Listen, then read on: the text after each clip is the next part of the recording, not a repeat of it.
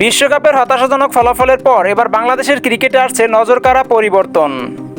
বিস্তারিত জানতে পুরো প্রতিবেদনের সাথেই থাকুন। দর্শক, এবারে টি-20 বিশ্বকাপে বাংলাদেশের সুপার 8 খেলায় ব্যর্থ হয়েছে বাংলাদেশ দল।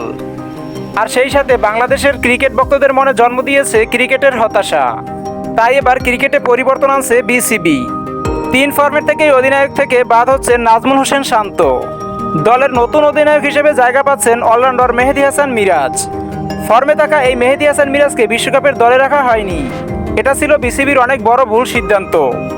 দর্শক, অন্যদিকে বাংলাদেশ দলের কোচ চন্দ্রিকা হাথুরু সিংকে পরিবর্তন করে টিম টাইগার্সের নতুন কোচ হিসেবে দায়িত্ব দেওয়া হচ্ছে সালাউদ্দিনকে। হাথুরু সিংয়ের সাথে টি-20 বিশ্বকাপ পর্যন্ত চুক্তি ছিল বিসিবির সাথে আর নতুন করে চুক্তি বাড়াবে না এই লঙ্কান কোচ।